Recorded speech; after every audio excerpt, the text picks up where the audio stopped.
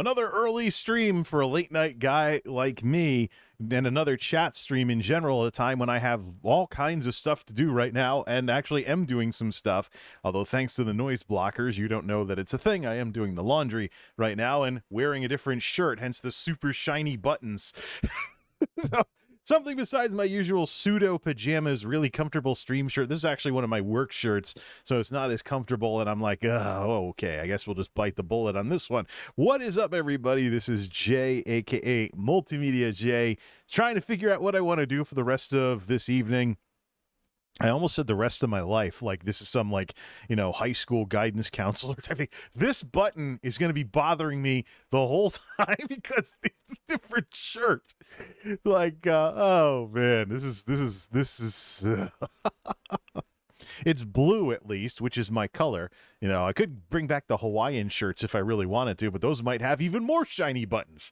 I don't know. I'm sure just depending on the color settings, it might even look kind of black unless I get some light on it. Then it looks blue like it should.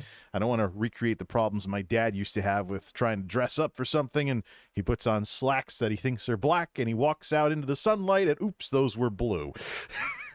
Thanks, tungsten lighting of the 90s. Oh, man, oh, man, oh, man. Yeah, I don't want to recreate jeans problem, no, slacks problems from back in the day. All right, what do we got going on here? Main topic tonight, we're going to talk about the Toasty Bros. And of course, maybe there'll be some more people watching this after the fact. I don't understand, though, why people can't tune in live. You know, why is there such a VCR effect with these streams? Am I making them too easy to watch after the fact? It's just, here I am. I mean, I'm not streaming in the middle of the night, and, you know, I'm not streaming in the middle of the night, and we got this going on. It's like, I know people are watching these after the fact. The numbers are actually separated based on live versus after the fact on YouTube. And much of what I have is treated like a show that people put on the watch later list and they watch later. So I don't know. I'm not going to get too caught up in that details. I've got a whole bunch of controllers in front of me too. But main discussion tonight, we're going to be talking about the Toasty Bros are getting in. They're making Dellasaurus videos. What can I say? They're just not calling them that. I don't know if they don't want to get stylish like that, but they are tinkering with Dell Optiplexes. And I should probably just throw in, because of what the Toasty Bros are doing, and because I'm not a stuck-up dumbass that's going to pretend I'm the only one doing this, I have decided to make a pan-YouTube Dellasaurus playlist. It begins with my incredible i7 Dellasaurus, but then it goes off to the incredible i5 Dell from Greenham Gaming that inspired my parody of it. And then Linus had something, and there's a whole bunch of other stuff as well. I can think of several more Dellasaurus videos from numerous YouTubers that I can add to this playlist that I will be adding before I add any more of my videos, including the classic from 10 years ago. So this is going to be like anything that has anything to do with a Dellasaurus for PC gaming. If it's an old Optiplex or whatever, maybe even if it's like a Dell Vostro or something. If it's an old Dell, it's being retrofitted for PC gaming, if I see it, I'll probably end up putting it in this playlist. And then this will be like my classic YouTube playlist and some of the other playlists, so you can come on in and hit shuffle and repeat, and then hit next or something if you don't want to see my video for the umpteenth time, and then just watch random Dellasaurus stuff, because I know there's a crowd out there that likes this kind of stuff. But the bottom line is, I would be a stuck-up idiot if I tried to pretend that the Dellasaurus thing was just a me thing. It is not. I looked into the Twitter history of the term Dellasaurus. The term Dellasaurus predates my YouTube video from 2012. Some of the earliest references to, there actually have been people who've used the name Dellasaurus as their handle on various platforms. But even if we just talk about computers, the term Dellasaurus goes back to 2009, and it was being used to describe an old Dell back then. As much as I've had videos go viral on YouTube about the whole Dellasaurus project and stuff like that, and people like the whole Dellasaurus thing, I am not the reason why Dellasaurus is a thing. It predates my involvement with the topic, and I like seeing the stories of other people with their Dellasauruses. You know, there's a Tech Deals video that I did. One of the reasons why I have the Ivy Bridge one that I have is because of a Tech Deals video talking about a Dellasaurus from years and years and years ago. I'll have to go digging that one up. When I find that, I'm going to add it to the playlist. I think I had a blog entry where I embedded it. One of the things I do with blog entries is react to other YouTubers. React content is not really that big of a thing with me because of the fundamental problems of the format, but I will be doing a reaction to the Toasty Bros' latest video with regards to some Dellasaurus stuff that's been going on with them as well. But first, let me just say, we're going into the 4th of July. The sun hasn't gone down yet, but maybe later tonight, if I do some game streaming, there will probably be later tonight. If I do some game streaming, you might hear some fireworks going off because people play with fireworks around here this time of year. But I've been getting back into Forza Horizon 5. And now that I've gotten the game working, maybe I'll figure out what I have to set in Komodo security software to get it working alongside Komodo firewall and stuff and get that fixed. For now, though, I've been getting into Forza Horizon 5 and trying to get established in that game, similar to how I got established in Forza Horizon 4. And there's kind of an interest between the two where I want to go back and play through all the stuff I didn't play through in Forza Horizon 4. What this fundamentally represents, though, is getting back into controller gaming after playing MMOs on keyboards and mice for the longest time. Now, I do have 2 X-Bone controllers with PowerA things, so I can plug them in and see their status. Unfortunately, they're micro USB and not USB-C. I wonder when PowerA is going to fix that. They give you a custom cover for your controllers, and then you just put the battery pack in there, and you can just check the status of it just by looking at it. And the fun part with having battery packs that charge like this is, number one, you're putting the wear and tear on the battery pack at the time the battery pack loses life over the service life over the time that you're using it. So you're going to wear out this jack on something you're going to throw away, as opposed to wearing out the controller's charge jack. And, and then what do? Do you resolder a new jack? Do you take the whole controller apart and fiddle with all those itty-bitty contact points? And on the Series X controllers, it's actually a little harder, despite it being USB-C, with the new design they have that hides the solder contacts underneath the part itself. So I think ever since I found out about these PowerA things, you get a custom cover. There's actually also something for charging stations as well along the bottom, but you get a custom cover for your X-Bone controllers and now Series XS, Series XS controllers, I'll just say. You get a battery pack, but the fun part is you're putting the wear and tear on the USB port in the battery pack, and it's losing service life. So you're putting the wear and tear on something that's basically a consumable, as opposed to potentially wearing out the USB port on the controller. Save your USB port on the controller for things like firmware updates and stuff along those lines. There is a controller app for Xbox controllers that can do that maybe once in a blue moon, try to update the firmware and see if there is something there. Bottom line is, you're not going to take out the jack on your computer with all the plugging and unplugging over the years. It is a completely separate jack. The minute I found out that this was a thing and it was at Walmart, $15 for a pack of 2, day one buy. What would I rather wear out? $15 battery packs or $60 controllers? It's just like stupid little details that make all the difference here. It's been fun, though, because these controllers are near mint, because I haven't been playing a lot of controller games lately other than Forza. So I got some sticky trigger issues with the right trigger from all the acceleration and playing like this. Could probably clean that off a bit to try and fix that a little, or something along those lines. There's Logan. The PowerA batteries are pretty good. I got a few of the... You got cut off, buddy. Few of them. Oh, excuse me. Yeah.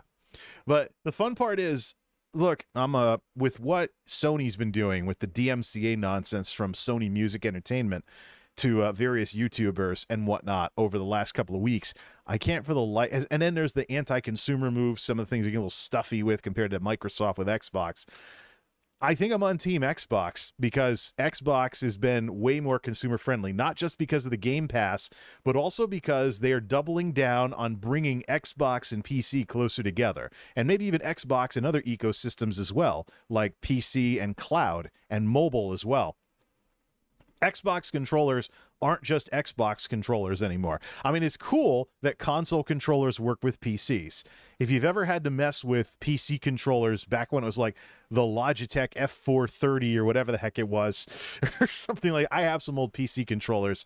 They always had their gimmicks compared to their console counterparts because for the longest time, PC gaming with a controller was a gimmick. You wouldn't seriously think of using a PC like a console 20 years ago. There were certain games that were more popular on PC because they used keyboards and mice, but not controllers. So PC game controllers, they're called game pads and stuff back in the day, were pretty much a gimmick. I mean, I remember, and I probably still have, I should really recycle this thing, the Logitech Wingman Action Pad. Oh boy, like huge boomerang controller, hard plastic thing that your thumb was on, and it would break and come off, and you'd slam your thumb into the pin on the analog stick. It was terrible.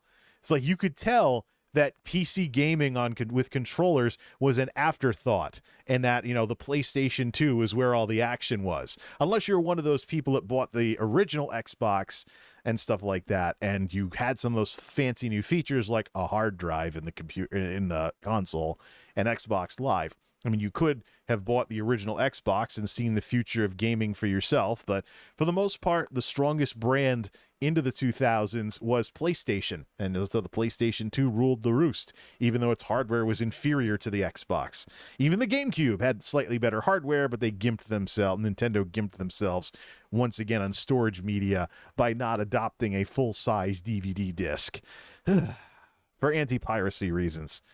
Anyways, Nintendo boomers 20 years ago, well, they did stick with cartridges longer than they should have. So it's either way, it's awesome that we live in a day and age where consoles have awesome controllers, and those controllers can be used on PC as Bluetooth devices and on Android as Bluetooth devices. The Xbone controllers are awesome. I'm going to run these into the ground. I'm going to run these into the ground as long as I can before buying a Series X one, and I'll probably stick with Xbox controllers for here on out for controller games. And I usually have a system that can play, crossover games like Forza Horizon and stuff. So I will be very, very happy to look. I'm on Team Xbox in terms of the PC support with Xbox peripherals. I can't other than a console exclusive, I can't imagine or Blu-ray playback. That's the other reason. I can't really imagine myself getting a Series X anytime soon. The shortages have to be fixed first. Either way, I only need 1080 anyway, so I could probably just get an Xbox One S secondhand or something like that. But I do have a PS3 that I'm running into the ground, so we'll run it into the ground until you stop getting updates for Blu-ray or something happens. Either way, so this is the Xbone controller. I know the Xbox, the SX controllers add the extra button, which is one of the jokes. The consoles make you buy your controllers all over again because they added a single button to them. Microsoft chose to not do that. You can use Xbone controllers with Xbox Series SX, XS controllers, or whatever you want to call them, stuff like that. And then there's the third-party ones of today. So this would be the Power A1, $20 at Walmart, plugs in, wired. Has most of the comfort of a real controller, so to speak. It even has rumble triggers, similar to the other stuff. But the thing I like about the D-pad is the D-pad doesn't click. That makes it more in line historically versus a little bit of clackiness with this one, and the Series XS ones are actually clickier. So you have this, and you have this, and stuff. This is fine for when I don't want to mess with batteries, but I like to use the real controllers as much as possible. So the experience, stop knocking things over. So the experience and the muscle memory are on the real deal hardware here. I will say this about clicky D-pads, though. Go all the way back a generation to the Super Nintendo. These don't click. These don't click. When you're just playing your Super Mario World or whatever, get that wire out of the way. These don't click. You don't hear noise from your peripherals. It's also one of the reasons why I despise all these people that are like, I'm a PC gamer, and then they use cherry blue switches. They use a clicky as hell blue switch keyboard. And I'm like, do you really enjoy literally every single thing you do in the game? Click, click, click, click. You you'll see these Twitch streamers that can't mic themselves up properly. Yeah, we're playing Fortnite today. Click, click, click, click, click. Distracting as all heck, you know? It's just, but I'm wearing a gaming headset. I don't hear the noise. Well, you know, mic yourself up properly for your streams and use noise blockers. The ones built into OBS do a very, very nice job nowadays. The sad part about all this controller stuff as we continue all this is that I have some Xbox 360 controllers mint. I picked these up clearance when the X-Bone was coming out, blissfully unaware of things like rumble triggers because there was no official Xbox 360 or Xbox One wired controller, and I didn't want to mess with batteries. Needless to say, I was an idiot. I didn't think about stuff like what I have now. Third parties and the ability to hook up via USB or even through a phone charger to put some charge back on this while you're playing. So any phone charger you have can charge this thing up. Oh, it gets low, it's cutting out. Okay, charge it up with a phone charger, toss the charger off to the side in your recliner or something like that, and then let it get charged while you continue playing wirelessly and not have to plug things into the console. Just these things I did not think about when I was snagging these up when the Xbox 360 stuff was getting phased out at Walmart and stuff. Kind of sad, though. This is an entire generation of gaming that I completely missed. You know, I'm sure there's people where they have a ton of muscle memory on this controller, where they played all kinds of games in the 2000s going into the 2010s.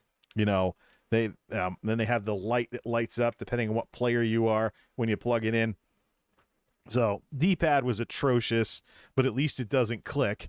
Yeah, D-pad was really atrocious, but at least it doesn't click. Now, the thing is, though, it doesn't really, I mean, even going for the whole retro feel with these, I just don't want to start over with getting used to this kind of a controller because it doesn't have rumble triggers. So that was a new feature added for the Xbox One. And whoops, get the wireless one. It was a new feature that was added for the Xbox One. So if I get more, you know, if I get closer to the console experience with this than I do with this because of the differences in the technology, there's no point in me really learning this controller. You know, I have no memories associated with the Xbox 360. I was a PS3 guy back then because of the Red Ring of Death. I realized the 360 turned out to be the more versatile console with lots of longevity. And to this day, there's probably people out there that will probably still recommend an Xbox 360 as a budget gaming option if you have like no money whatsoever. You know, just don't get the games that are time sensitive, like, you know, don't be playing like FIFA 08 or something or whatever it is. Or maybe like an old Madden. We could play a Madden game or something, but it's going to be from decades ago at this point. But it's just sad, you know, putting together some old hardware to sell off to East Starland and stuff. And part of that is going to be mint 360 controllers with like no wear and tear. Because I bought these, I mean, even the little dots on the controllers are still completely there. This is absolute mint. It just has a little dust in it and some of the triggers squeak. But it's absolute mint. I barely used it because at the time that this was happening, I was like, you know what? The Xbox One controllers are going to be the ones that are in the stores. Why don't I get used to X-Bone controllers? But I want something wired, so I went and bought these stupid-ass boomerangs. This is the old PowerA X-Bone controller, and whoa, I'm hitting some F keys on the keyboard. I'm still live, right? Good. These boomerangs right here are the old, terrible PowerA controllers. It's sad, though, because even though they're terrible, I have some nostalgia with them because I used to play The Crew on this controller back when I was first getting into Steam gaming and playing controller games on PC back in the middle of the last decade when I was really like, you know, I got into Steam with the Elder Scrolls Skyrim. But I was playing keyboard and mouse games for most of the 2000s, then getting into driving games like, well, what did it was Classic Game Room. Talking about, well, actually not even Classic Game Room, Armake 21, going way the heck back to the Armake era. And his little skit with Test Drive Unlimited, open world driving game. I was like, that game looks cool. Let me pick it up. Test Drive Unlimited, started playing it with a controller. Started playing it like a controller, like it was Mario Kart or something. Not this one. The game's too old for that. Yeah, Test Drive. This also has the clickiest bumper buttons out of every controller I have. It sucks. I bet East Starland won't even take anything for this. So, anyways, you have this going on right now. So, yeah, I'm playing these games. Test Drive Unlimited, then Test Drive Unlimited 2. Then the layoffs happen, so I'm not playing much of anything except WoW for a year or two. as I'm working a lot trying to keep a roof over my head with absolutely the worst pay I've ever had in my life outside of my college jobs. So not spending anything. I did bite the bullet and get a PS3 and a Wii U that year when I caught them on sale. But, I am full screen in OBS. I don't want that. Let me get back to, wait a minute. Oh yeah, there's the thing. It's just on screen too. Bring it down to here. Yeah, so let me also change everything up for the reaction stuff. Close that out and cue the Toasty Bros' video. We'll probably hit a mid-roll and give them some ad impressions as we do some of the reactions a little later on. But here I am, I played Test Drive Unlimited 2, which I thought was cool, by the way. Especially the cheesy soundtrack where everything sounded like a pastiche of something. Like on the rock station in that game, there's that song Bite the Bullet, which is by a Swedish metal band that sounded very, very 80s.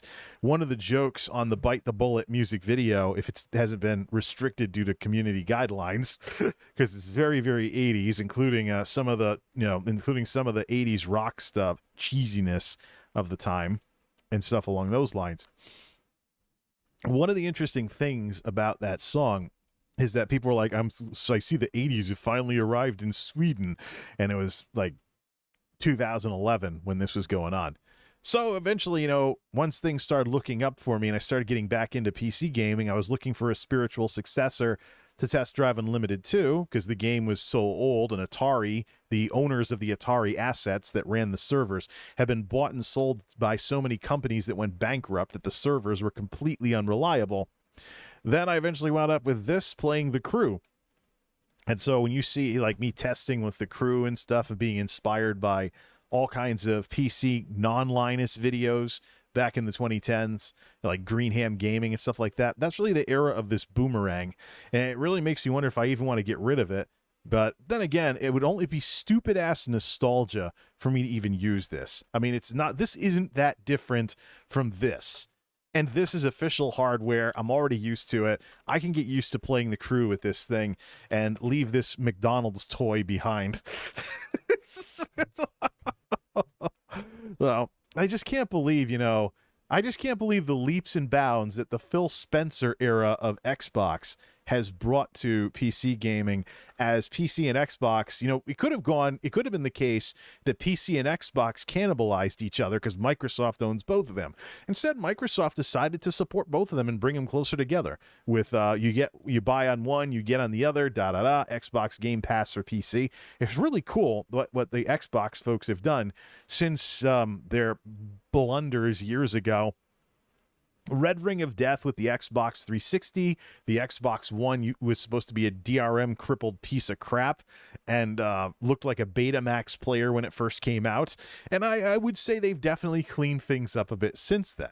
And now I can definitely say, Xbox is probably the side of the whole divide that I would gladly be on because of their PC support. Granted, I'm a PC gamer. I hate the idea of paying for a service like Xbox Live, Game Pass, yes, but not Xbox Live Gold. So it's just all these extra monthly bills for something that is built into computers. Just something I've never really played nice with. Then, of course, the versatility of computers, which is part of what the Toasty Bros, and why we're talking about the Toasty Bros today. The Toasty Bros are doing Dellasaurus experiments. So yeah, nostalgic old boomerang from PowerA. It's just amazing how far things have gone from those stupid things to real Xbox controllers. And even if you go third party, as long as you don't get a button that stops working or something like that, these are really comfortable to use. They're just lighter because they don't have as much stuff in them. Yeah, you're not dealing with batteries like you are here. But hey, I would rather use real hardware to play controller games. So Xbox controller, develop the muscle memory on this. And then if I go over a friend's house or something who has an Xbox only, or I want to buy an Xbox for myself, I'm not starting over. Muscle memory is something you come to appreciate as you get older. Then you realize how many different types of hardware you've played. So how many different controller types, the dog bones of the 80s and 90s, the spaceship thing of the Nintendo 64, whatever that was supposed to be, the GameCube controller, the Wiimotes, the Wii gamepad, which is like a horrible little tablet, and I never liked using it because if it breaks, it takes down your Wii U with you because they were hardware locked to each other. And in the heyday of the Wii U, the gamepad was over half the cost of the console. So It constituted over half the cost of a $300 console. It's like, do I really need a $170 controller? Made me really nervous that I was playing Nintendo games on a $170 controller. Like, I don't want to drop this thing. And to this day, I usually just use a Pro controller. I'd probably do the exact same thing with the Nintendo Switch if I wanted to mess with Mario games. But right now, I am so I have plenty to do with everything as it is right now. I don't want to make the situation worse by having Nintendo back in the mix, especially with their boomer takes on YouTubing and all kinds of other crap like that. But yeah, Team Xbox, baby. Even if I am a PC gamer, it's great that Microsoft kind of bridged the gap and all that other fun stuff. Let's see if I can push all these wires from all these old controllers out of the way and see if I can do something here. At least as long as I don't spill the drinks. The dryer will just turn off when the clothes are done. And if they're not dry enough, I'll just turn the dial back and they'll spin a little more. Let's talk about the Toasty Bros and this whole Dellasaurus thing. Also, don't forget, check the links in the description for the Toasty Bros' video, as well as the Pan Dellasaurus playlist.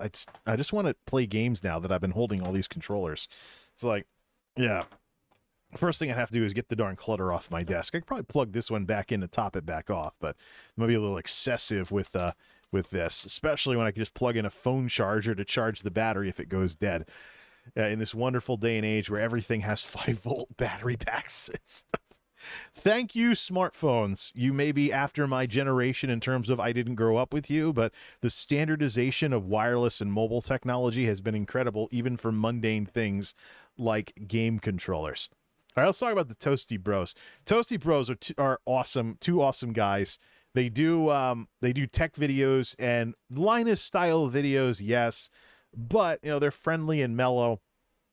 And so I go to check out some of their latest videos. They're doing Dellasaurus experiments, they're just not calling them that.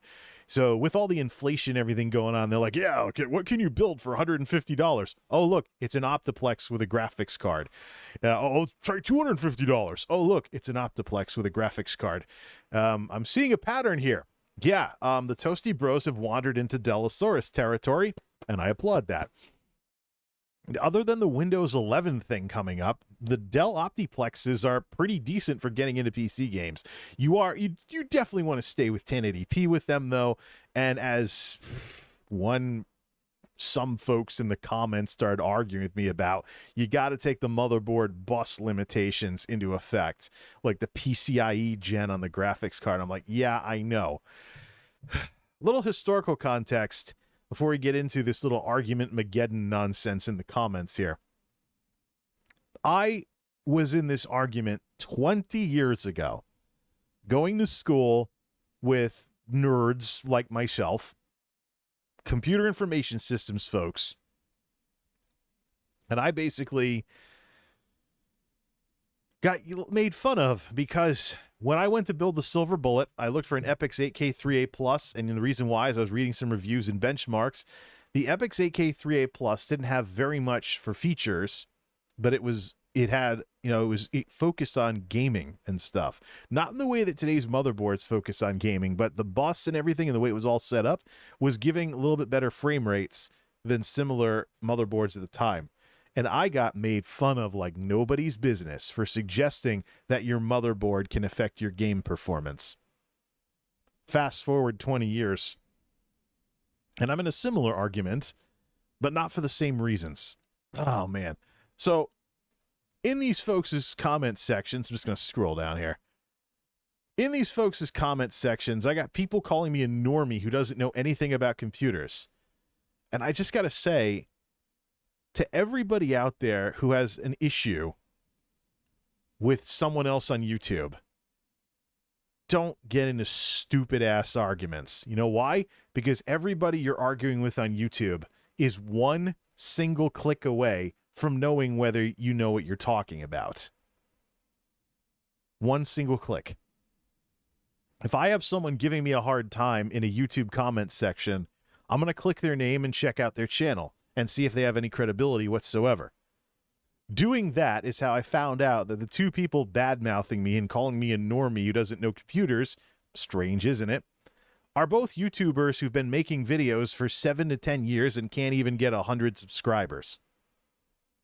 If you were on YouTube in the mid-2010s, before the adpocalypse, making videos, and you weren't able to get 100 subs back when there was more growth for small channels on here in the 2010s, and 2000s were better than the 2010s were better than the 2020s.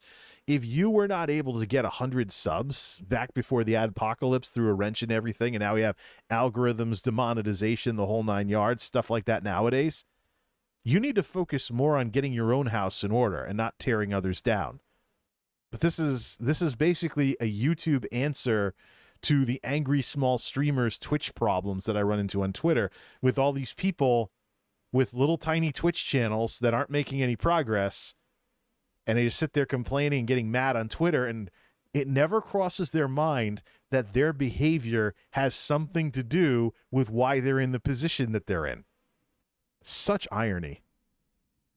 Either way, I should probably mention, if these folks had done what I've done, finding out that they're YouTubers who've made next to no progress in the better part of a decade and need to focus on getting their own house in order, they would have found out, if they'd done to me what I did to them, that I have the Dellasaurus, Sandy Bridge I-7, that I'm seeing how far it goes. I am way more than familiar with bottlenecks, bus speeds, PCIe revisions, and things like that. And I am, from my arguments about motherboards 20 years ago, I am more than familiar, way more than familiar, with situations where something besides your main components affects the performance of your system.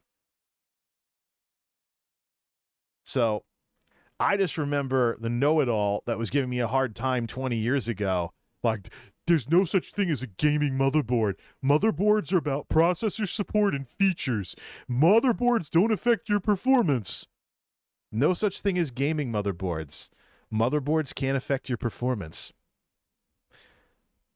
I hope this guy has forgotten our little argument sometime in the past 20 years. No, first of all, no such thing as gaming motherboards. I hope he doesn't go on Newegg nowadays and see just how much there is way too much gaming stuff. Gaming motherboards are a thing, and as far as I'm concerned, they're too much of a thing. If I'm not building a system with a fancy light show, I don't care if my motherboard is plain. I just want it to work, be reliable, and have good features on it, and not, of course, gimp my gaming. Duh. Doesn't seem to be a thing, though, in this day and age of these tempered glass cases, where don't put them on certain floors or the tempered glass might get damaged by certain ceramic or blah blah. I don't know. I don't even know or care what it is, because I don't even build systems with glass windows. If I build a system with a window, it could be plexiglass and I'll be just fine with it. Silver bullet. No, absolutely not. Yeah, my colleague, I hope, has forgotten our little argument sometime in the last 20 years, because, wow. No such thing as a gaming motherboard, huh? I'm sure he's eaten his words more than enough times in the last couple of years, never mind the last 2 decades. And then, of course, it is possible for your motherboard's PCIe bandwidth to limit hardware you put in it and cause diminishing returns on your upgrades, as we already know from SSDs. That's what happened to SSDs that run off of serial ATA. They saturated the bandwidth of the bus and couldn't go past 600 or so megabytes per second.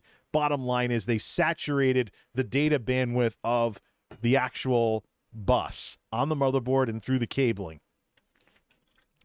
So now your SSDs are bolted in right to your motherboard, and now we're back, now even more so than back 20 years ago, we're talking motherboard bus affecting the performance of your system.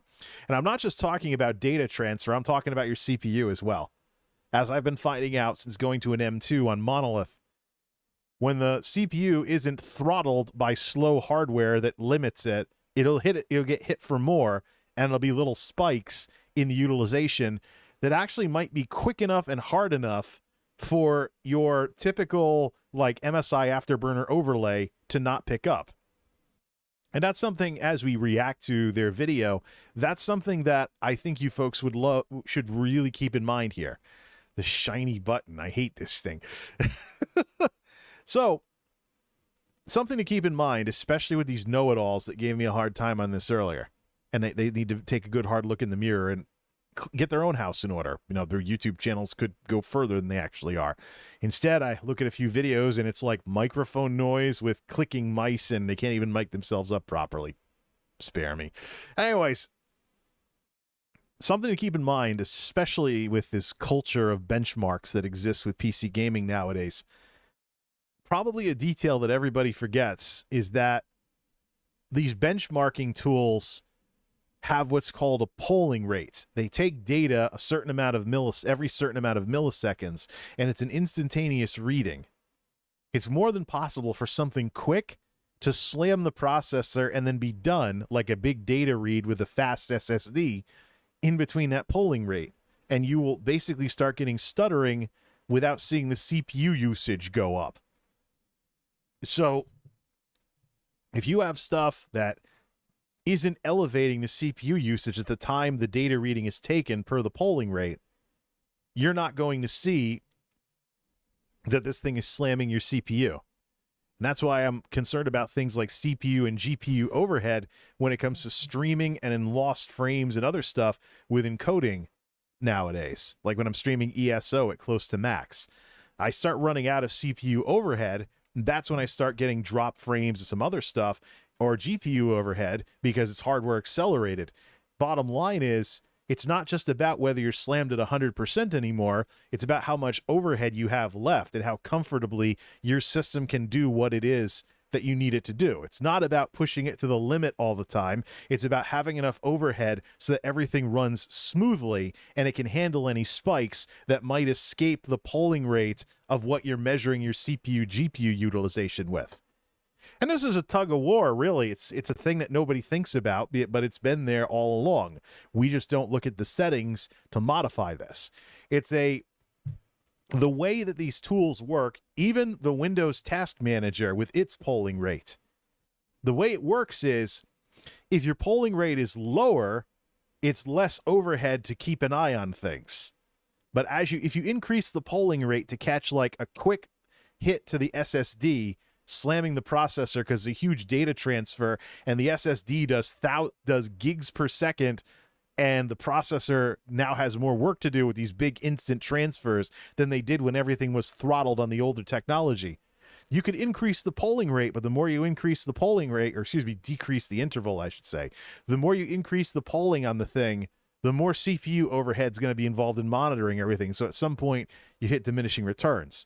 Many people, though, they run everything at default settings. And so the Toasty Bros were wondering whether they were hitting the limit of the PCIe slot on the motherboard with bus bandwidth.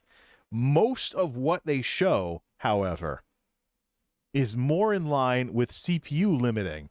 There's only one instance where you could say it's the bus if you can rule out the software. This goes back to an argument that I had couple of years ago when I built Monolith and I'd used an i7 instead of an i5. I saw Ryzen coming. And here's an important thing to remember when it comes to AMD versus Intel in the 2010s.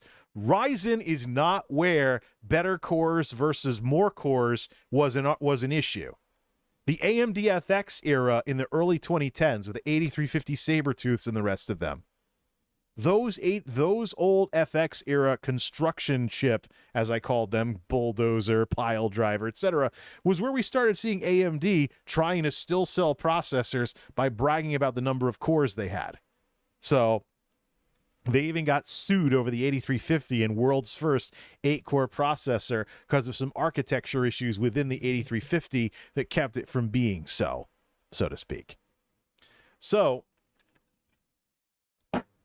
the more cores versus better cores argument predates Ryzen.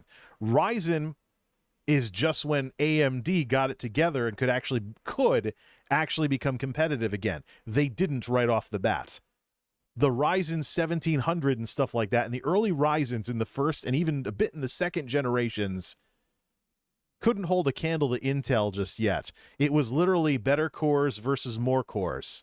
It was basically a workstation processor. But now we've gotten to the point where AMD gained the edge with manufacturing technology. We're able to miniaturize things more and better than Intel can. And Intel is in the similar position to AMD with the FX 9590 or whatever the heck that was, the 200-watt processor of yore. And also don't forget the AMD processors of the 2000s that had to use special numbers to indicate, what gigahertz of Intel processor they should be competitive with. Bottom line is, it's not uncommon for these companies to get better towards each other in terms of competition to the point where the other party has to resort to gimmicks. It is now Intel's turn with the whole Intel 7, Intel 5 crap they're doing right now. But bottom line is, get to the bottom of things on technology, learn about CPU architecture, learn about how computer processors are a little dated compared to smartphone processors, which can have cores used for different things in a system on a chip style. Learn about these little details in the processors of various devices, and you'll have a much better perspective on things like what's going on with all of this. So, the more cores versus better cores thing predates Ryzen.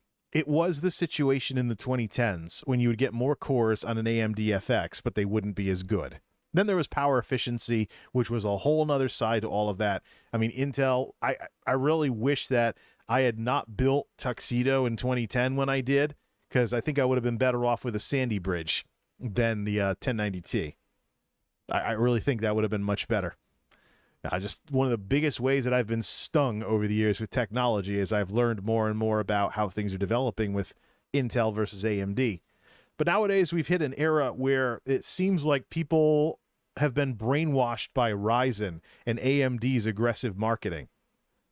But no, this fight over better cores versus more cores did not begin with Ryzen. It was going on in the Sandy Bridge and the Ivy Bridge era. It was going on in the era of the AMD FX. It was well known Intel was stronger per core, but they had a problem going past 4, while AMD would give you more cores. So it was basically stronger cores versus like a workstation processor. Think like the people that build computers out of old Intel Xeon hardware.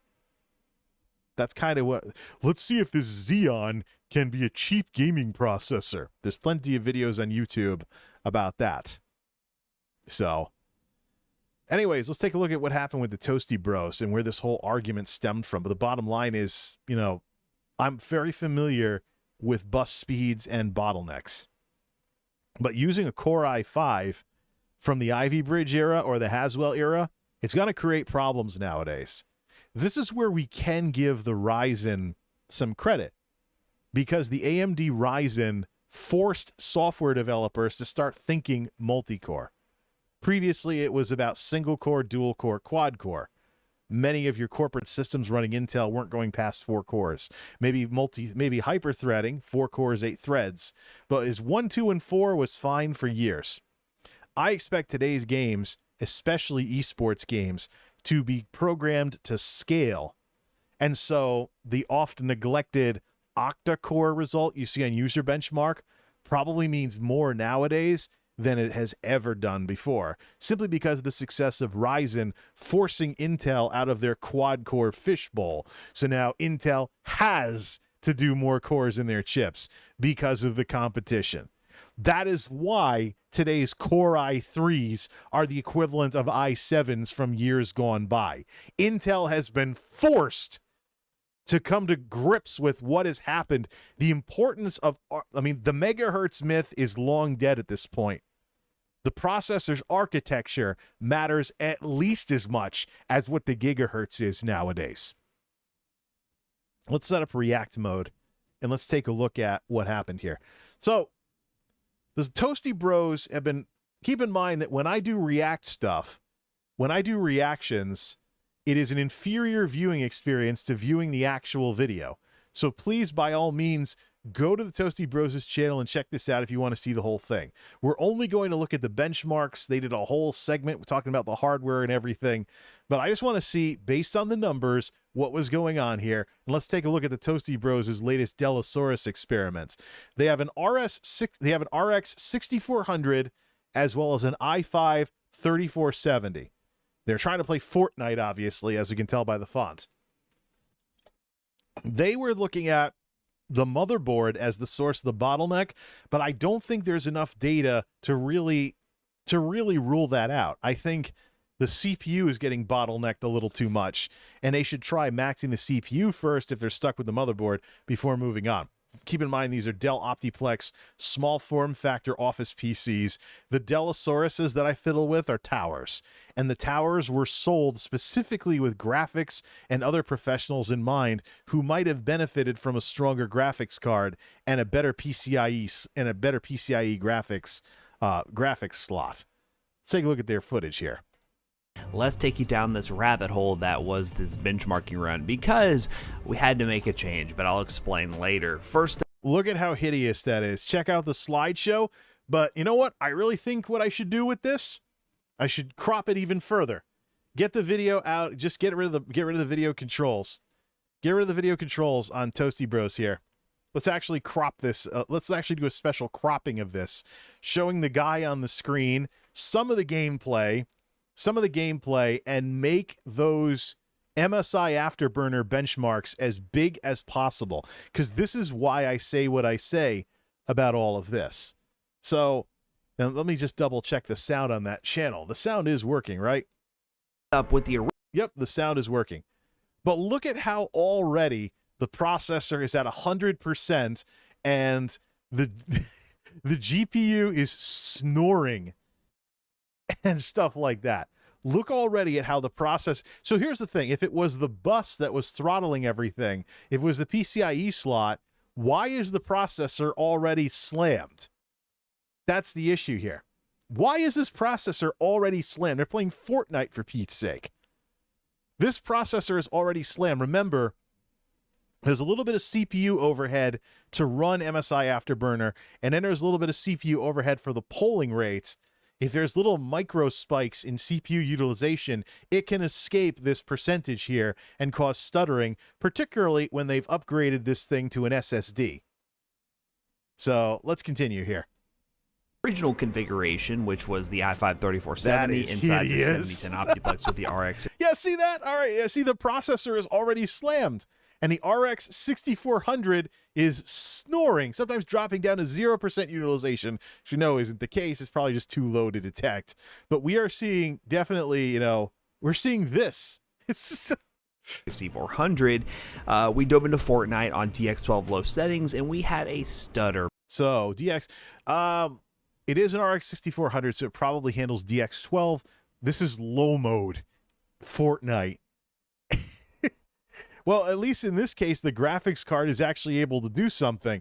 The processor actually has some overhead now, one of the rare times that it does. This is with an Ivy Bridge i5 system, 4 cores, 4 threads, office machine with an RX 6400, and the RX 6400 is a little bit better than a 1050 Ti by today's standards.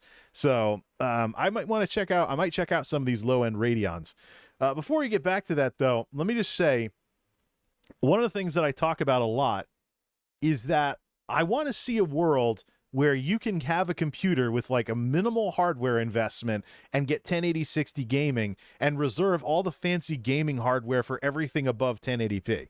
1440, which is technically 2K, and then 2160, aka 4K as well. So that way, if you have another graphics card shortage, it's not that your system can't game, it's that you drop down a resolution and keep on gaming until the prices are no longer ridiculous. So a couple of things in play here. First, APUs and integrated graphics need to be more of a thing. I would love to see the CPU alone be able to do 1080-60. Don't know when the technology will get to that point where all PCs start out as crappy consoles and then you upgrade them to get better visuals. So you buy your graphics cards to go beyond 1080p. I'm also keeping an eye on the new GT cards and the budget cards, similar to this, like this RX 6400. This is like a low-profile card, something that can go in an office PC. Now, I've been watching, of course, the retail conversion card side of things, graphics cards that don't require additional power. I'm very curious what that technology will be able to do in terms of making 1080p console killers, essentially, out of retail machines. It'll be more interesting, too, when we see what happens with Windows 10 when Microsoft tries to make it go EOS in a couple of years, or EOL in a couple of years. So we have that going on and stuff along those lines. But keep an eye on how the CPU pretty much never gets a break. And this is another thing you have to remember with these kinds of things, too, is that the processor needs some overhead if you have anything else going on. You can squeeze an old Optiplex into service as a gaming PC, but good luck doing anything like streaming or literally any multitasking. Heck, you know, I remember barely being able to handle Morrowind on the Silver Bullet because I had so many mods installed. And it got to the point where I was, since it was a single player game, restarting the computer with msconfig to turn off all the startup services and turning off the network card to maximize performance on the hardware of that day, because I had so many mods going on Morrowind that you could barely tell there was a game underneath all of it. Very different world back then. Let's continue. Mess, mainly being we only average about 60 to 70 FPS. The frame times are really bad, and it just but the processor keeps polling, is going back up around 100%, and you see a drop as well with this. Lagged all over the place. Now, the reason I did DX12 at first was because a lot of people were recommending DX12 for AMD graphics. See, the minute he's actually playing anything, though, it's automatically 100% CPU. This processor is maxed. It is absolutely slammed. The computer literally is running tilt and can't handle anything else. And this only shows you the numbers when it takes the data. He put an SSD in this thing. What kind of stutters in here are being caused by reads and writes that are happening at 500 to 600 megabytes per second instead of 100 to 200? Better yet, this is an old, early 2010s computer here. What were the hard drives doing back in those days? Like 80 to 90, unless you got a high-end one? So this system might have been designed for something where if your hard drive could do like 100 megabytes a second max transfer and the load on the CPU at the time, you had a good hard drive. Never mind that many of these systems were designed and built for power efficiency because they're corporate machines. It's not just about your performance, and definitely not about your gaming performance. It's also about TICO, total cost of ownership, and the computer's contribution to your overhead costs. We continue. Cards because AMD GPUs had just been struggling in Fortnite recently. So I did that, and the performance wasn't great. It looked like it was a massive CPU bottleneck. Well, the other issue, too, is that if you're playing on 1080-60 display, cut it to 1080-60. Now, running it uncapped like this is like in benchmark mode, you know, here we are again. Processor completely slammed. Which I really wasn't expecting. Something has to give, you know, unless you're talking about trying to overclock an Optiplex, which good luck with that. Yes, it's an older i5, just a quad core, but every time I've tested Fortnite, it never ends up being this big a bottleneck. So I went on what systems with what i5s? And what do you mean by older i5? There's the original i5, there's Sandy Bridge, Ivy Bridge, Haswell, Devil's Canyon, Skylake, KB Lake. The other lakes since then is probably too new. Starting with Coffee Lake, you support Windows 11. So now, older i5, what does that mean? I mean, I can tell you the older i5 first gen is extremely different from the bridge eras. Into performance mode and did the exact same thing. And it did the exact same thing. 100% CPU. We were getting higher frame rates, but the stutter was your CPU is stuck at 100%, barely drops into the 90s. Immense. It was awful. And 97%. I didn't get 98%. Better performance until I locked it to 60. 97%. This processor is not having a good day. FPS, and even then 100%. and I was still getting 74, 70. and dips. The other part of this too is that you're running out of overhead. So anything that escapes the polling rate is going to cause stuttering, and it won't show up in the numbers. So it'll say you're using 90% of your CPU at the time. Something sneaks in, slams the system, and throttles you because you put an SSD in this thing. It's like, there's just too many things. There's too many other variables to blame the bus. Go back to an 80 meg per second max transfer hard drive and see if things smooth out. Below 60. This is where I started to get a little bit concerned that this Okay, so in this case, we actually getting configuration just wasn't going to work, and maybe that PCI slot was actually a Gen 2 slot. So here, I think he's limited to 60 FPS with VSync. Go back. Is there a hard cut with this? Higher frame rates, but the stutter was immense. It was okay. It's a red level, awful, and I then didn't get better performance until I locked it to 60 FPS, and even then, I was still getting. Yep, there's a crossfade right there. So this is the 60 FPS lock and stuff like that. This is probably the only part of the video where it looks like the bus is a problem, because we do have some stuttering and stuff. Let's see what kind of processor overhead we have available. Stutters and dips below 60. 70, 59. This is where I started to get a little 54, bit concerned that this OptiFlex configuration just wasn't. 77. We're approaching 80%. Yeah, there we go. Yeah, we're approaching 80% on the processor now. So now there definitely is still some ways that the processor could be affected. Curious, what kind of security software they're running. What's the background processes? Did Windows magically start an update all by itself, like it often tends to do? Like happened last night when it glitched out my opener, at least in OBS, until I just froze the updates while streaming. Gonna work, and maybe that PC. Yeah, so there was a spike up to 80. We don't know what's going on in the polling intervals, though.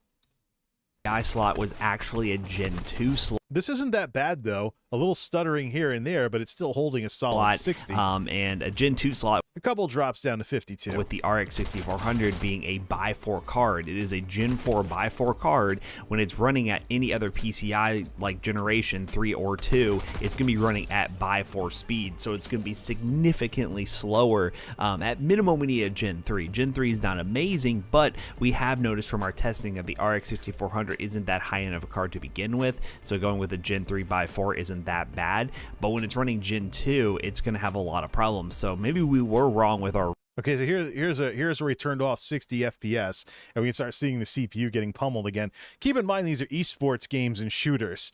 60 FPS might not be what you're looking for. You might want to go for like 144 or something higher than that.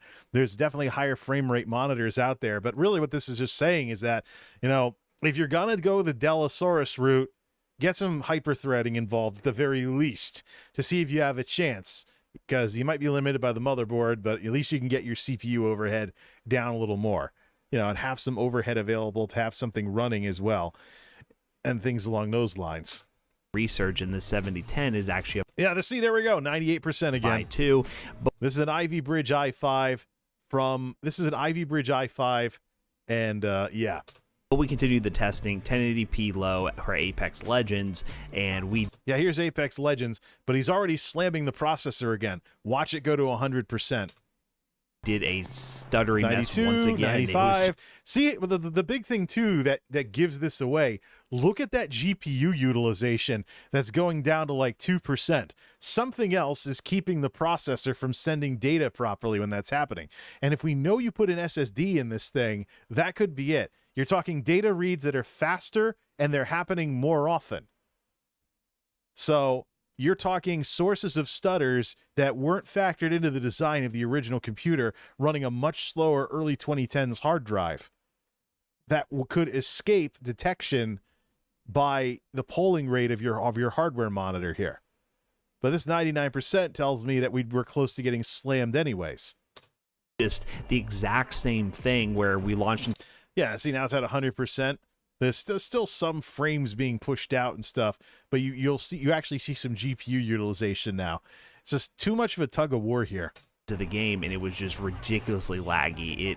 It was not a good experience. After everything settled out, we were getting about a 60-ish FPS experience, but it was not playable. It really was not playable. So here's the thing. If you wanted to convince me that the motherboard bus is the reason why this is happening, we should see some V-synced or locked at 60 FPS footage to see the stuttering still happen with lower CPU and GPU usage. As it stands, Fortnite is the only game that is showing any signs of that. And because of this, this doesn't eliminate the possibility of a software difference in the rendering. Keep in mind also, games handle multiple cores differently. That's one of the problems that Elder Scrolls Online had to fix. They were too old school Intel. You would have a lot on one core or two cores, even if you had like 7 or even if you had like 6 or 8. We continue. And then we decided, yeah, but the processor's locked at 100%. So I had to play Elden 41%. Ring. If it's the bus, why is the processor a solid 100 and the graphics card utilization is dropping due to a lack of data? A new game we had to the benchmark. Okay, there you go, 67. It finally got a little something. But you're playing Apex Legends at whatever settings this is, and it's 100% CPU. I mean, I went through this with the crew on my Core 2 Duo. So there's not enough evidence being presented here to eliminate CPU bottlenecking. And then we can start looking at the motherboard. This i5 just can't handle it. Upgrade the system to the i7 of its generation and revisit this. Great time for that, right?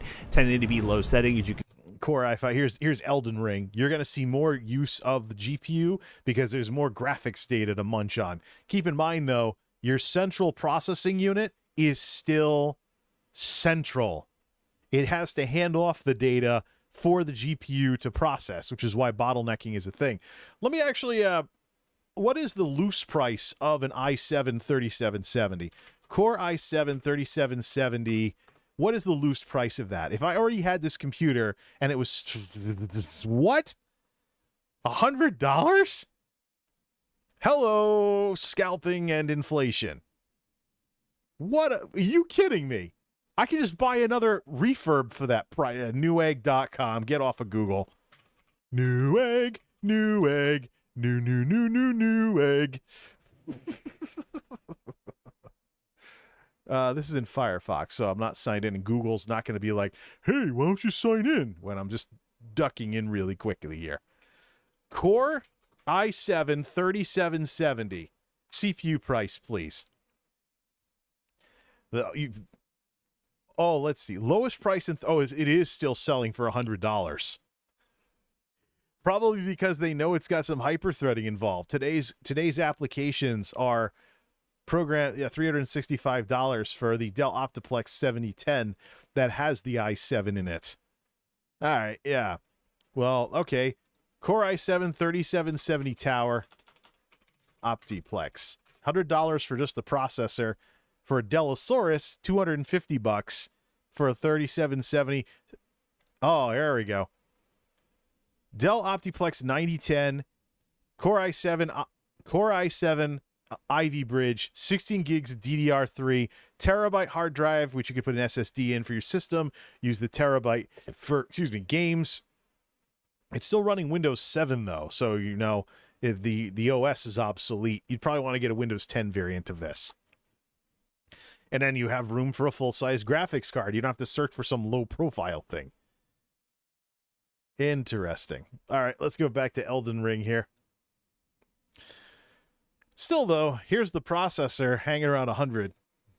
see me running around acting like I have no idea what to do in the game. 99, 94, 95, 96. We got an capped out. There we go. average about 40 to 50 FPS, but we were dipping down to 30.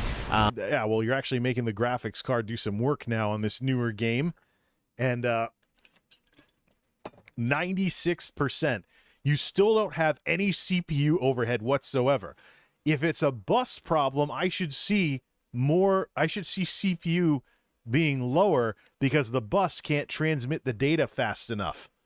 Much in the same way, the processor won't get slammed if you use a mechanical drive instead of an SSD because the storage media is throttled. So the requests and the throwing things back and forth between the drive and the processor is slowed down, doesn't slam the processor as much either. This is, folks, why rubbish my terrible little netbook with a real dual core AMD C60 from 2012 is a waste of an SSD, because the faster transfers of the SSD only slams the pathetically slow processor all that much more. So that's why it's been such a waste all these years, even though netbooks used to be interesting as portable computers versus laptops 10 years ago. This just seems somewhat normal because Yeah, it seems somewhat normal because you have a better game. It's taxing that RX 6400 more. You're playing it with like 1050 Ti plus, but your processor still has no overhead. Ring is kind of a harder game to run, and the max FPS is 60 96, FPS. So 97, I kind of just took that with a 94, grain of salt. 99. Yeah, you have a 1080-30 system on your hands. The processor has no overhead to handle things smoothly at anything more than that. But after that, I wanted to figure out if I At least it's not using up all the 8 gigs of RAM, though. was just going crazy and this is like the worst configuration ever, and you also just avoid this, 90s, 90s, 90s, 90s, 90s. or there was something wrong with the system. So we See, even with nothing going on the screen, still 90s. So now there's less going on, you'll see a drop. grabbed another Optiplex, 93, which after 96, doing some research, 89. Look, see, you know, we just reloaded. All the loading and grabbing data to reload the level is done. Nothing going on in the game, down into the 80s if 89% counts. And look, see, with nothing going on the screen, the graphics card is at 71% utilization now that it can actually do something. the Optiplex 16, but then again, here we go, 6090, going back in the other 7020 direction, 5490, with a 4th gen 6094, i5, a 4590 6698, goes 56100. We're capped on CPU again on eBay. Sometimes because just by walking to a door, we're capped on CPU. And there it goes, dropping GPU 49%. There we go. Like- Yeah. No, that's a CPU bottleneck. Fortnite gave us the most evidence of a bus bottleneck, but it was questionable, and it doesn't eliminate the possibility of the software being software programming issue. Play a couple of different games with similar demand on hardware locked at 60 FPS and see if you get that stuttering again. RAM and SSDs for maybe like $10 more, $10, $20 more. And that's basically free performance. That $10 seems to be, well worth it. And as you can see from the benchmarks, after swapping everything to that other Optiplex, we got... All right, here's the other Optiplex. It's a Haswell era. And this is where check 1, 2. Oh, I turned down the volume. This is where I threw in a little red herring into the argument in the comments because, they went up a generation. The person arguing with me didn't seem to notice that. Didn't seem to notice I was bluffing. But here's the thing, Haswell. Here's the thing with Haswell. There is a little, let me actually look that up. There's a little effective difference. So we went from what? We went from the 3470 to the 4590. Let's look that up. i5 3470 versus 4590. From Ivy Bridge to Haswell, we might need browser mode again for this. Give me user benchmark on here. You can come over here to userbenchmark.com. Can we? No, we can't dark mode this. Wrong browser. You can come over to userbenchmark.com and say, oh, look, a 1% performance, because the old TikTok system, not the website, not the video platform, the old TikTok thing, like the back and forth. So the performance improvements came in one revision, and then other stuff came in the second revision, and just every other processor was an improvement in performance. Not so sure about the Haswell, though, because the Haswell, we started getting into the problems with the heat spreader compound scandals and a little extra heat.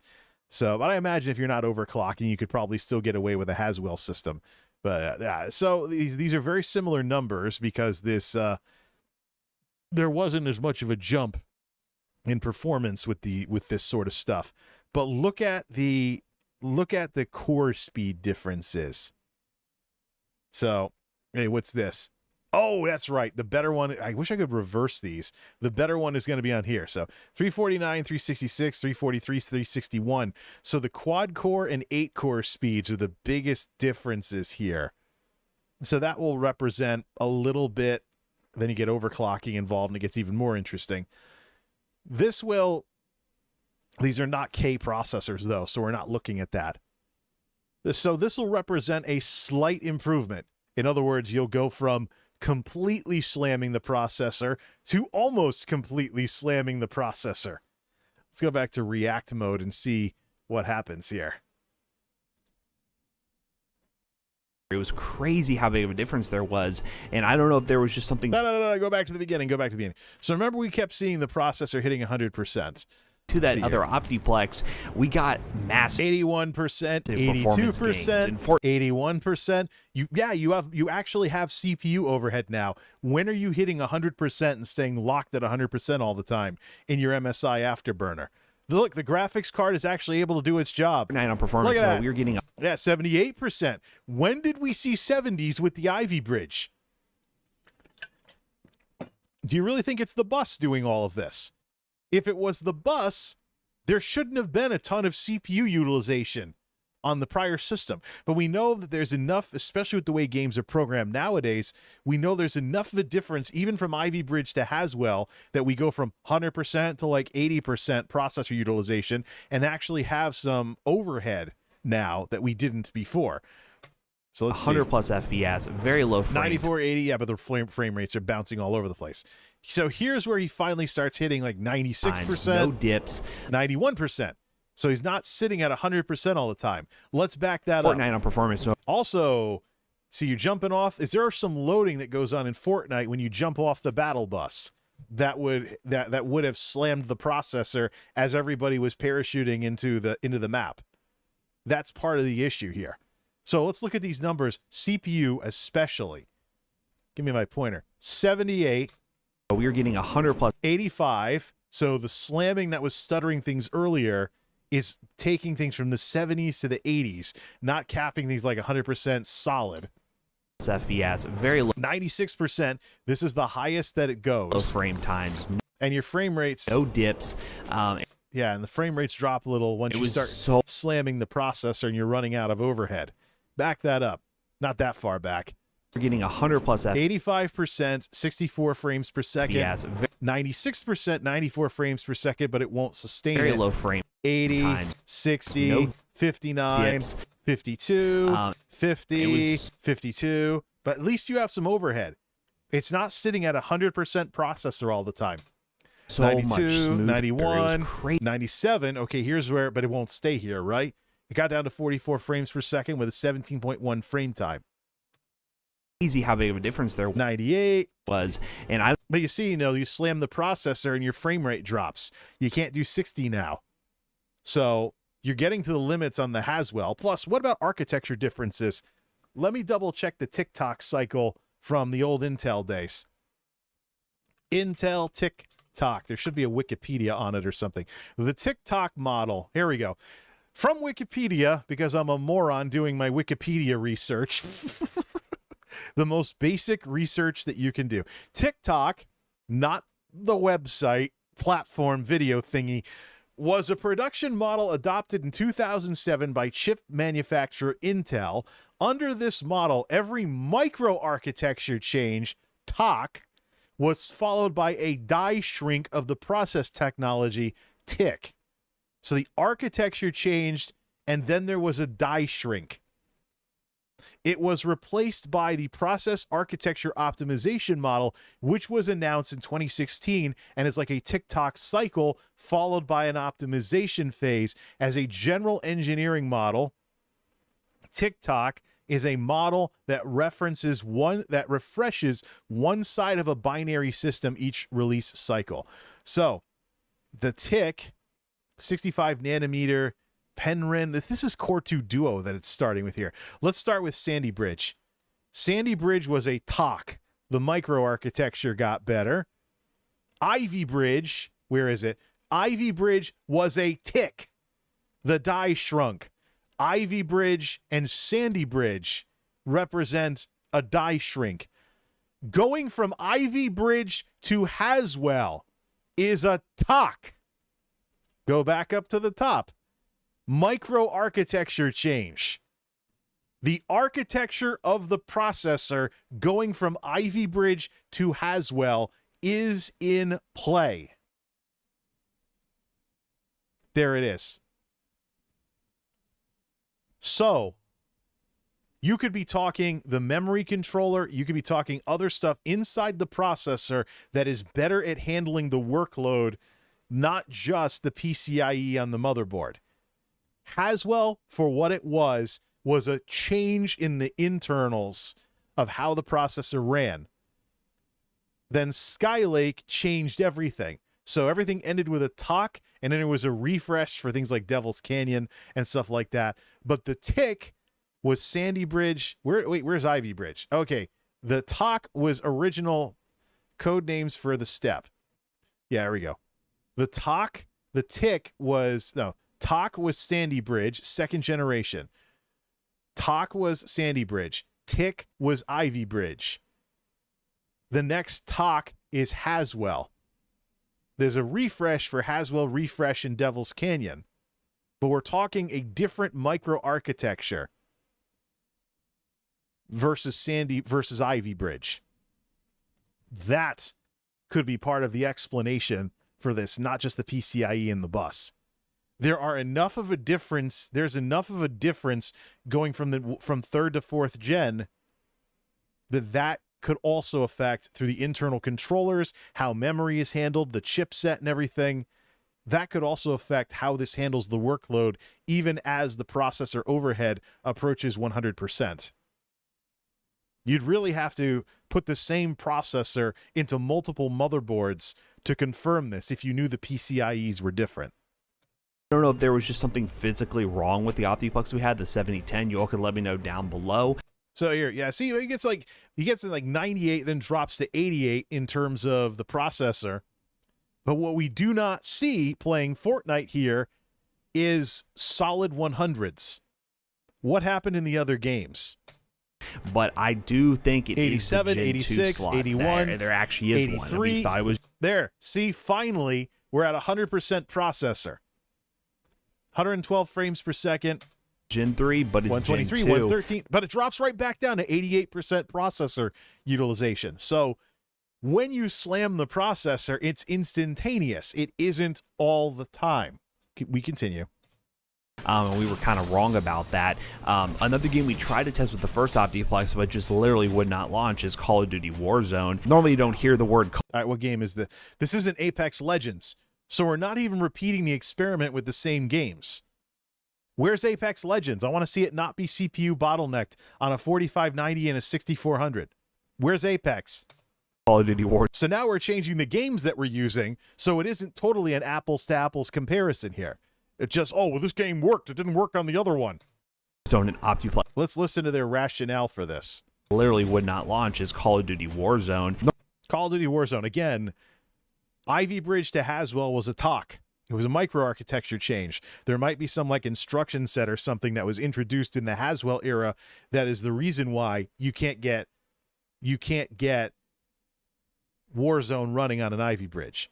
Normally you don't hear the word Call of Duty Warzone and Optiplex in the same sentence. But see, this is slammed at 100%, and it's still playing pretty nicely. But we're actually able to launch Warzone on low settings 1080p, albeit we are playing Rebirth because there's people in my comments. What are the special instruction sets that changed between Ivy Bridge and Haswell with the new microarchitecture?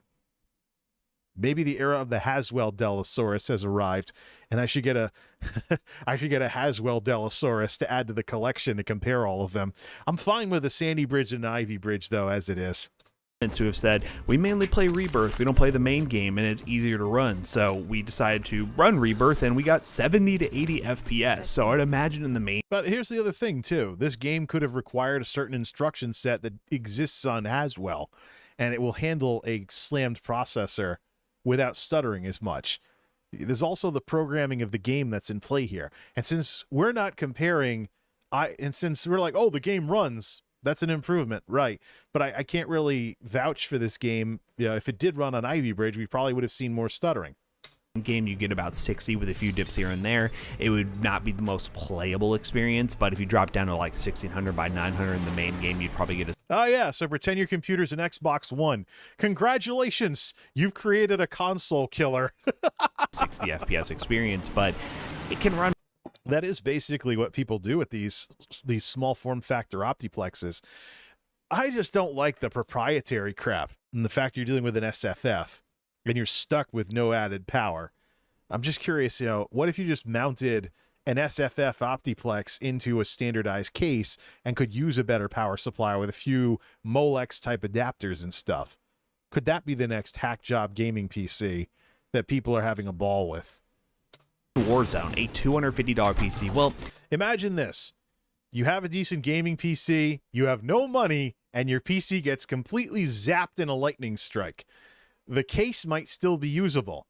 So you buy an Optiplex SFF and you find a way to mount it inside your gaming PC case and then use some adapter wires to get everything working. So what would that be like? Probably more realistically a 200. But then you have to think about, the power delivery on the motherboard. I think it should be able to do up to 75 watts like anything else. Unless there's some specifications somewhere that I'm not too familiar with.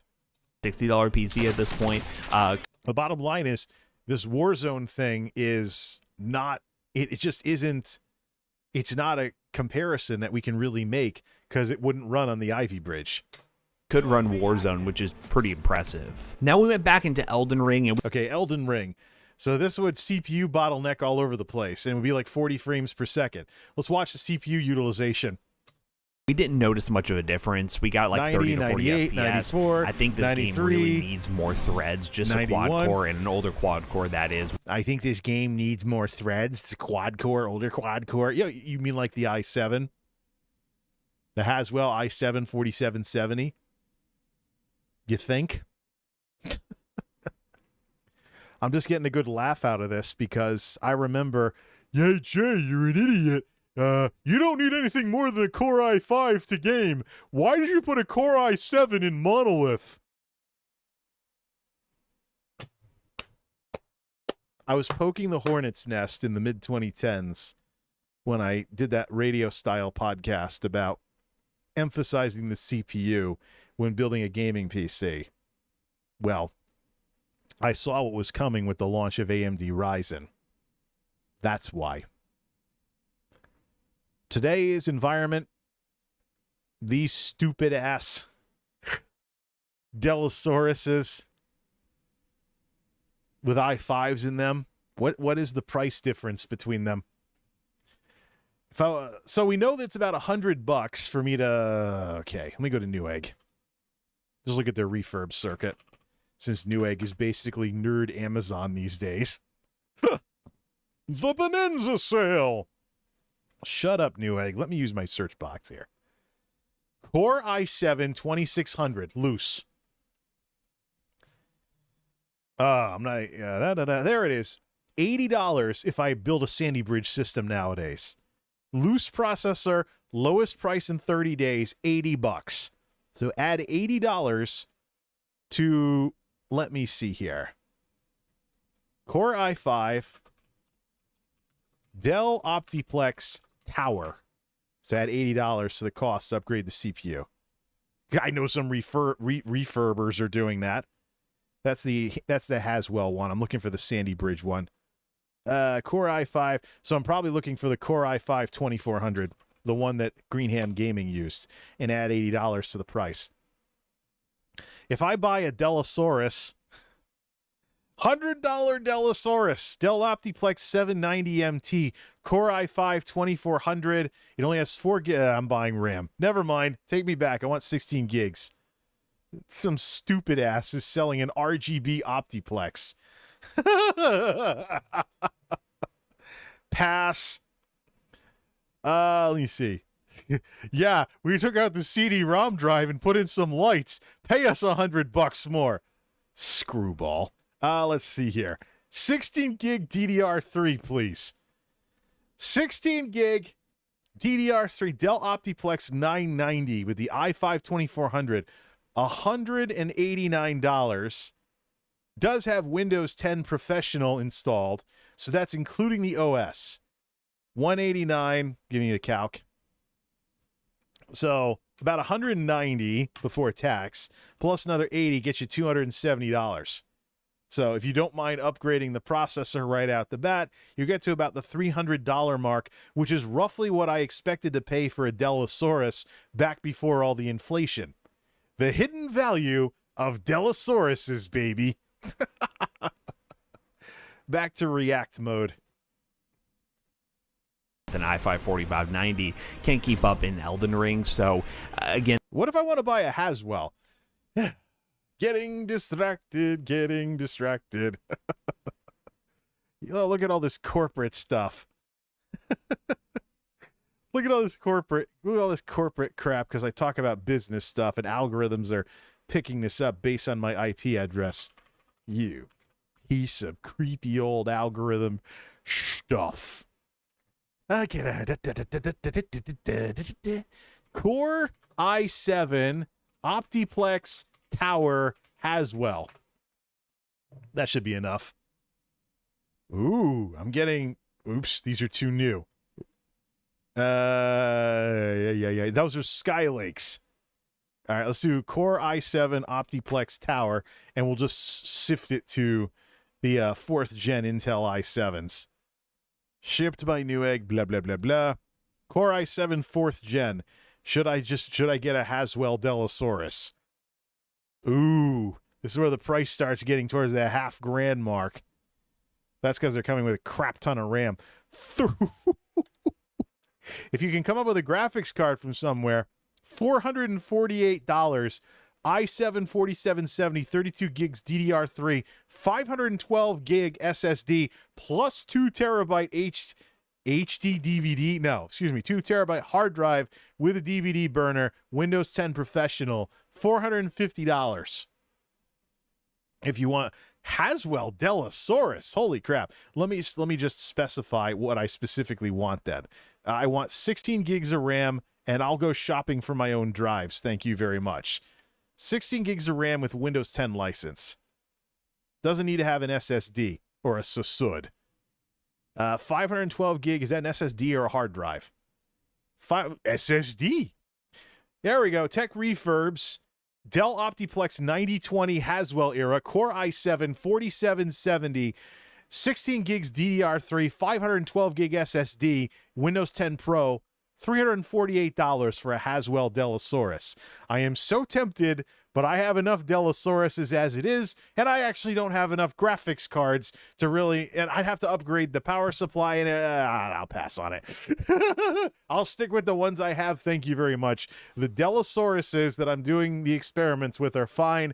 When I hit the limit on the Dellasauruses that I have, just like I'm hitting the limit on Core 2 Quad right now with toying around with what still works and stuff, then I might actually consider what will the cost of a Haswell be as we get closer to the deadline for Windows 11. I'll buy some off lease out of warranty or out of everything system. React mode, please. Let's finish the video. this is a AAA title that's pretty demanding to run, so getting... Yeah, and you're torturing a freaking Haswell i5 with only 8... Oh, back it up. Back it up. $50 PC. Well, yeah, we're almost out of RAM, too. These are 8 gig systems he's playing with here. Let me double check that. Back at the beginning, no, these are 8 gig systems that we're talking about here. Let's see. Thermaltake Top 5 original Optiplex version 2 is off of eBay. Windows 10. Oh, discounted Windows 10 keys. Woo! The second Optiplex these Toasty Bros folks picked up was a Dell Optiplex. Yeah, 8 gigs of RAM, I think, is what they're toying with here. So they're running out of RAM. So you have the SSD taking extra wear and tear because of virtual memory issues. So 7.664 for RAM usage. This machine is almost out of RAM. So that'll cause problems. Now we went back into Elden Ring and we're out of RAM. We're running out of RAM. Didn't notice much of a difference. We got like 30 to 40 FPS. I think this game really slamming needs the processor. more threads. But don't forget, there's a microarchitecture. Don't forget, there's a microarchitecture improvement in place between Ivy Bridge and Haswell. But we are almost out of RAM. Quad core that is with an i5-4590 can't keep up in Elden Ring. So again, this is a triple. RAM is another thing where it's good to have overhead. Otherwise, it's putting wear and tear on something. It's putting wear and tear on your SSD, which you don't want, or it's slowing the heck down because it's using a hard drive for virtual memory, which was the problem with cheap systems in the 2000s. They would never have enough RAM And so they would be slowed down by the hard drive light constantly being turned on. Just you turn it on, solid hard drive light for like a half hour after you turn the damn system on. Solid. So the SSD version of that, SSDs have limited read writes. You don't want to be putting wear and tear on them so you don't start losing sectors before their time. Although I have yet to wear out an SSD. I've had SSDs malfunction and SSDs 100% die. I've never actually worn out an SSD yet in over 10 years of SSDs. Probably because I kept replacing them, getting back up to 1 terabyte for my system drive. Title that's pretty demanding to run, so getting a somewhat playable experience is not too shabby. You could drop the resolution down as well if you absolutely wanted to play Elden Ring, but yeah, 30 to 40 FPS is what we ended up with. And then Apex Legends had the biggest jump in performance. Okay, here we go. Finally, Apex Legends. Watch that CPU usage. Also, notice how the graphics card actually has to pull its weight. 96%. From 1080p low on the 88, first option, 94, like 95. Okay, now it hits 100, but it doesn't stay there. What happened earlier was it would sit at 100 the whole time. Seriously. Oh, and by the way, part of the nerfed experience of React stuff from me, you're only seeing this in 30 FPS. This is a 1080-60 video. Check out the original on the Toasty Bros' channel to see it in its full 1080-60 or higher. They record in 4K, by the way, in their full 60 FPS glory. Be sure to subscribe and ring the bell to their channel, too, because they're cool guys that do all kinds of cool computer videos. Linus style, yes, but they're not as snooty about it. They're way more believable, and they run a computer store as well. I'm going to have to check out their website. We bumped all the way up to 100. See, 91% on the processor. You actually have overhead, unlike before. I can't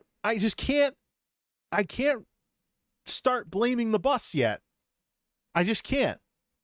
You have to frame limit some games and compare apples to apples in a frame limited environment where the processor will not get slammed before we can start talking bus problems.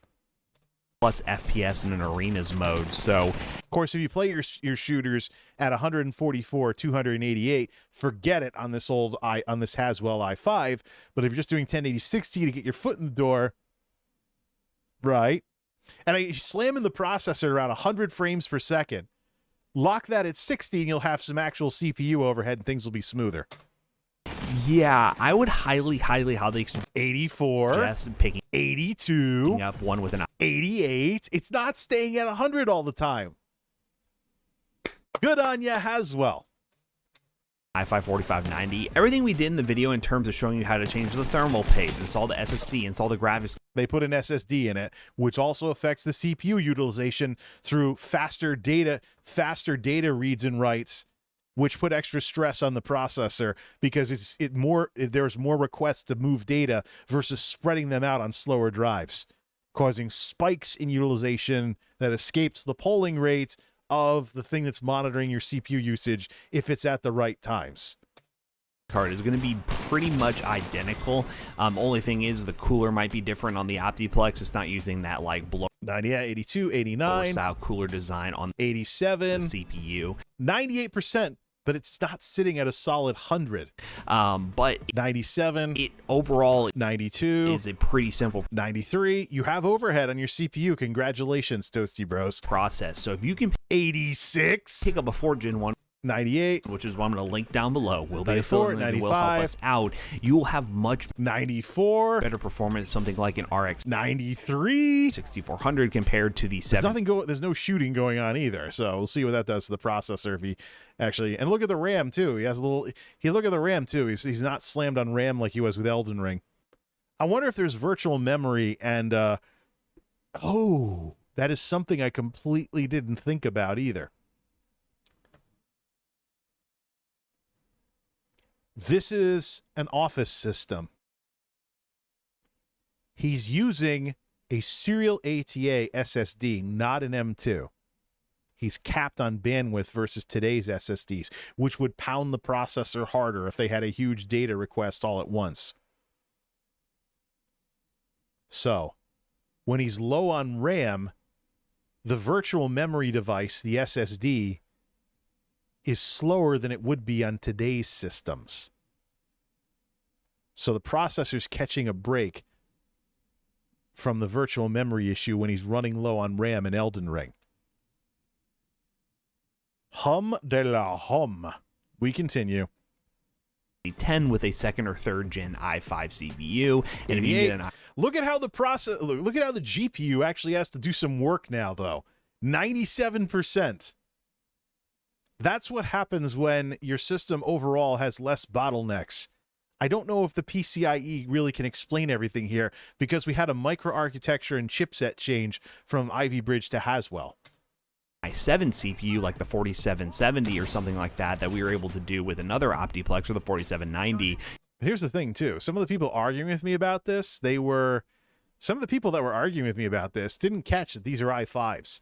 They used an i7 on another system in another video. Where is that other video? Because that's one of the things I keep an eye on with the Dellasaurus stuff. Don't eat pickles. That's one of the things I keep an eye on with the Dellasaurus stuff, though. The old i7s are about as good as you can get with processors in terms of multi-core performance, which is more important now than it was back in these processors' heyday. So you might as well take an i7 straight into the ground. Just, to the grave with you, i7. We'll see how long you last. Different world than it was in the heyday of these things running in offices everywhere, or schools, or other places that bought computers in big, 200 machine leases and stuff, as corporate America and education environments often do. You can get even more performance. But I guess the recap that we never planned on having with this video was to just stay away from second or third gen Optiplexes if you're going to be using any of these Gen 4 cards like the 6400. So yeah, let me know down below what you think of these results. It's kind of turned into a Gen 2 versus Gen 3 battle. Yeah, well, I can't know that for certain yet. I know that bottleneck is in there. But there's something incredibly important when it comes to graphics cards that this guy completely forgot about. Graphics cards are transferable upgrades. If you start with a converted Optiplex and you have plans to make some money and save some money and build a better system or upgrade, you can take the graphics card with you and knock hundreds of dollars off of the price of your upgrade because you're just taking the GPU with you. And even if it's hardware limited by the bus or something, or your PCIe slot on the machine you're using now, you take the graphics card with you to the next machine. You take the SSD with you to the next machine. And then you buy like crapo cheapo parts, like an old hard drive or something.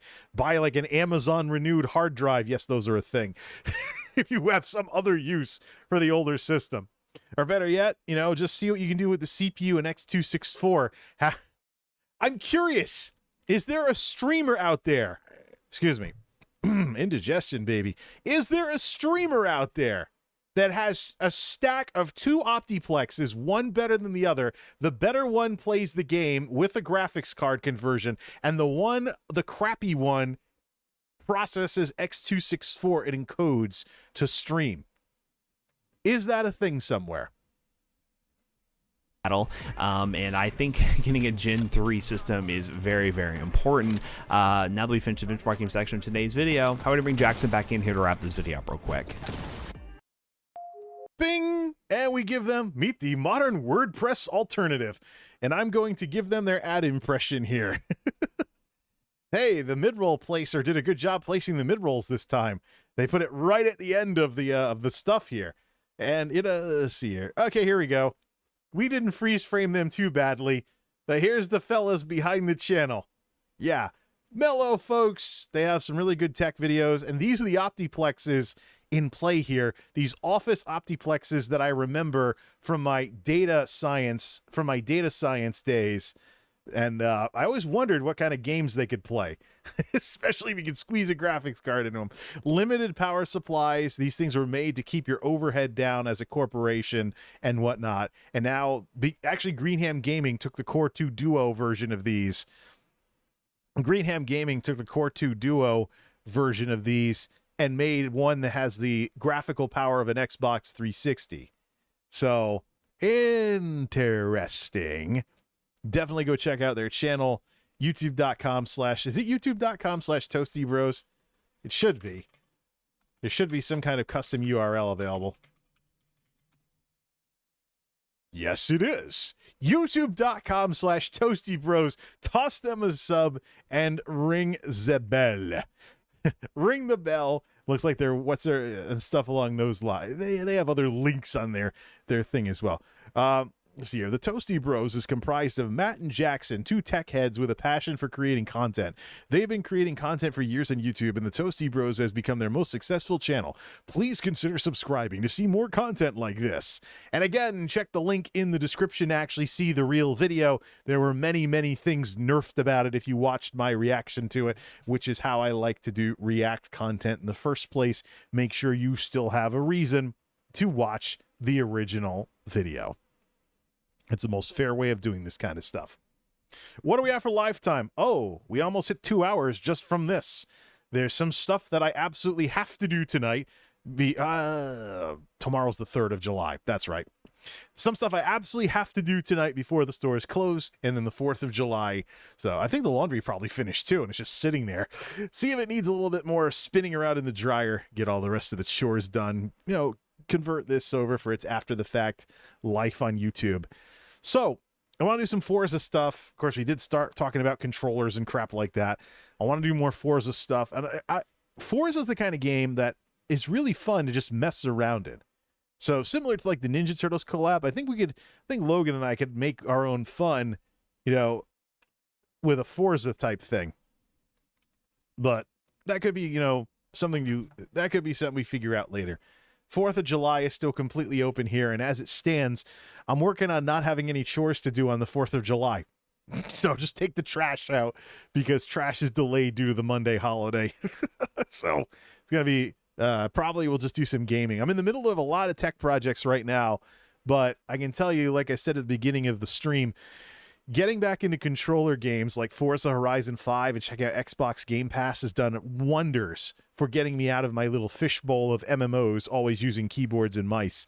So you might see me playing a wider variety of games if I can carve out the time for that. But hey, at least this stream was more than an hour and a half like I've been doing for quite some time. So if by chance folks don't check out some of the gaming stuff I do later, I hope you folks here in the good old US of A have a happy 4th of July. You know, stay safe. Got a lot of crap going on, and we got a lot of crap going on with COVID still making the rounds and things like that.